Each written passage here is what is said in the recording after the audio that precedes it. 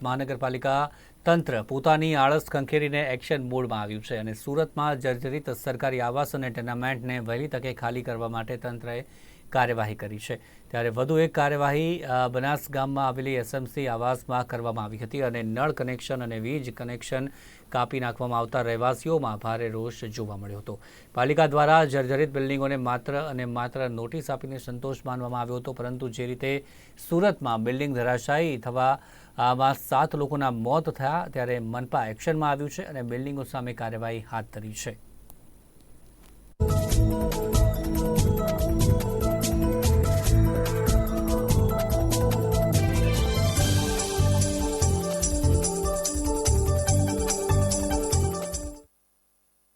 પાણીમાં ઘર દોરવા આવ્યા છે તો છોકરાઓને લઈને જાય કા અને આટલો અમને સમય આપતે, અમને ઘેરના બદલે ઘેર જોવે, નહીં આપે તો અહીંયા બાંધીને આપો અને અમને ભાડું જોવે।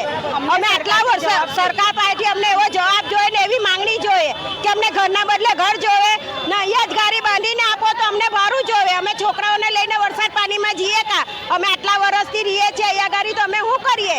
અને બીજી વાત, આ લોકોએ જ્યારે અમારા ઘર ઝુંપડપટ્ટી ટોયરા છે ત્યારે જ કહી દેવાનું હતું કે અમે તમને આ ઘર પાછું ઘર મળશે નહીં, તો અમે અમારી સગવડ કરી લેતા। જ્યારે સરકારે જેવું કરે તો અમે ગરીબ માણસ જવાના હતા।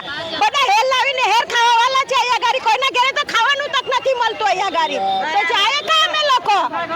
એટલે અમારી તો એક જ માંગણી છે કે અમને ઘરના બદલે ઘર જોવે બસ। આજે હવે બધા બૈરા કામે ચાલ્યા જાય ને પછી એવા સરકાર આવીને ગમે તેવું ઊંધું ચટ્ટું કરી જાય, એનો અધિકાર નથી, જાણ કરવાનું છે। આજે નળ કાપી જાય, લાઇટ બિલ કાપી જાય, અમે જઈએ કા? અમે આજે 25 વર્ષથી રહીએ છીએ તો અમે કઈ એમને નીકળી જવાના? અમને જવાબ તો જોઈએ કે નહીં? અમારે ઘર બદલ ઘર।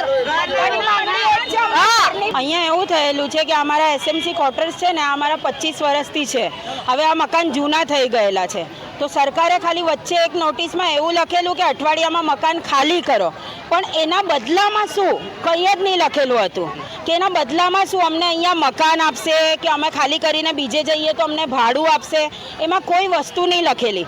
પછી અમે આટલા દિવસથી વેઇટ કરતા હતા કે સરકાર એટલીસ્ટ અહીંયા આવે, આવીને અમારી સાથે વાત કરે તો અમને એનો જવાબ મળે કે એ શું કહેવા માંગે છે ને અમે શું કહેવા માંગીએ છીએ।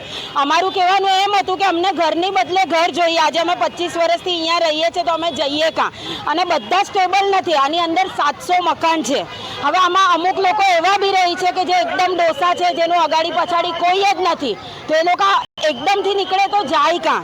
હવે આજે સવારે બનાવ એવો બન્યો છે કે આજે સવારે એકદમથી એ લોકો પાણી લાઇટ બધું કાપવા આવી ગયા, સરકાર એસએમસી વાળા એકદમથી એમરજન્સીમાં પાણી લાઇટ બધું કાપવા આવી ગયા, તો પાણી લાઇટ કાપવા આવી ગયા તો 2-4 છોકરાઓએ રોક્યા કેમ કે રોકશે આજે, કેમ કે અમને જવાબ નથી મળ્યો કે અમને ઘરના બદલે ઘર કે શું, અમને કોઈ રિપ્લાય નથી મળ્યો, તો એ લોકોએ રોક્યું તો એ લોકોને મારીને અંદર નાખેલા છે, માયરા છે એ લોકોને। માયરા છે ને એ લોકોને અંદર મૂક્યા છે। તો અમારે એ જ કહેવાનું, અમને જવાબ જોઈએ છે, અમને છે ને ઘરની બદલે ઘર જોઈએ છે। અમને ઘરની બદલે ઘર, આજે 25 વર્ષથી અહીંયા રહીએ છીએ તો અમે જઈએ કાં? ને આ ભર વરસાદમાં એ લોકો કાપવા આવ્યા, તો ભર વરસાદમાં અમે જઈએ કાં? અમને ઘરની બદલે ઘર જોઈએ સરકારથી, બીજું કંઈ અમને નથી, અમને ઘરની બદલે ઘર જોઈએ।